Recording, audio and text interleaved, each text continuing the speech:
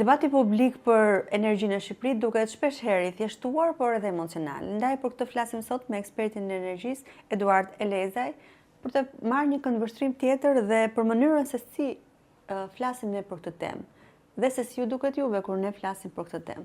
Atëherë, përshëndetje, faleminderit për ftesën. Është një intervistë interesante, domethënë unë kam një eksperiencë goxhat të madhe në sektorin e energjisë elektrike. Kam punuar dhe jam trajnuar për tregjet e energjisë elektrike. Kam qenë në tregun e PJM, që është tregu më i madh i Amerikës.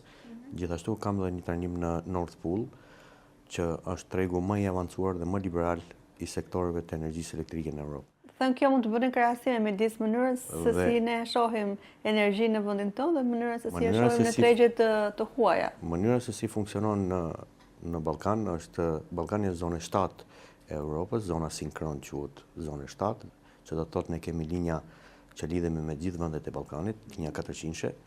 Kemi 400-shin me Malin e Zi, 400-shin me Kosovën dhe linjën 400 kV me Greqinë. Kështu që ne jemi në sistem sinkron me këto vendet e Ballkanit dhe japim e marrim energji në çdo kohë. Gjithashtu prodhimi shqiptar i energjisë elektrike është një prodhim hidro, që do të thotë baza dhe bazamenti i prodhimit vendas në Shqipëri është kaskada e Drinit, 3 hidrocentrale të mëdha, Firza, Komani dhe Vaudes.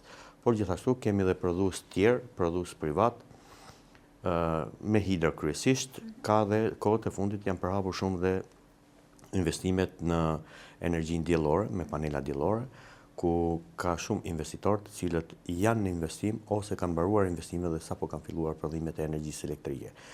Kush është çështja në Shqipëri që duhet patjetër të ketë një rregullim të tregut të energjisë elektrike? Këtu kemi një treg të rregulluar për qytetarin shqiptar dhe për biznesin shqiptar, që do të thotë tregu i rregulluar. Është një tarifë e përcaktuar nga enti rregullatori i energjisë dhe shitet energjia tek ta me një tarifë të rregulluar nga operatori i sistemit shpërndarjes.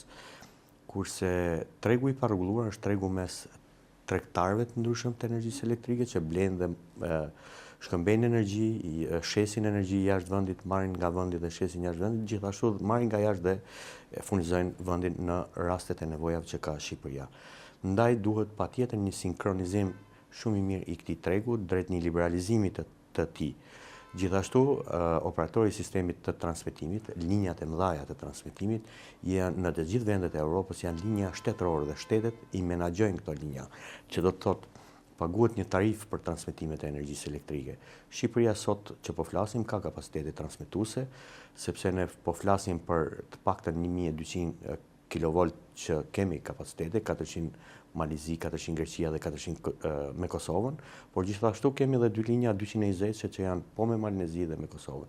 Ndaj kapacitetet aktuale ka dhe linja të tjera, është edhe një linje vogël me Greqinë, përsëri 150 kV që ka qenë linje e vjetër, por gjithsesi edhe ajo është funksionale. Kështu që Shqipëria për të marrë dhe për dhënë energji i ka mundësitë, i ka gjitha kapacitetet që të ketë një ndërlidhje.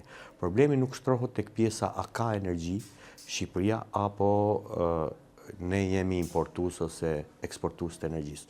Problemi shtrohet se me çfarë tarifash ne blem dhe me çfarë tarifash shesim energji.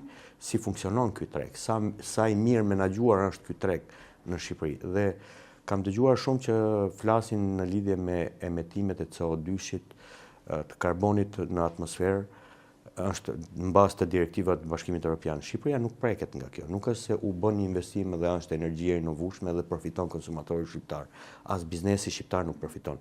Kjo është në vazhdim e një direktive, sepse vendet e Bashkimit Evropian, të cilët kishin probleme me emetimin e CO2-shit në atmosferë, futën një direktivë e cila redukton këtë nëpërmjet politikave financiare dhe kjo, sepse kush redukton CO2-shin prodhon me prodhime të energjive të rinovueshme, përfitote nga një certifikat jeshile e cila thehej dhe këtë certifikat jeshile do ta pagunen këto konsumatorë të cilët emitojnë CO2 20% më shtrenjtë dhe përfitonin prodhues të energjisë elektrike, prodhues të rinovueshme. Kjo është termi.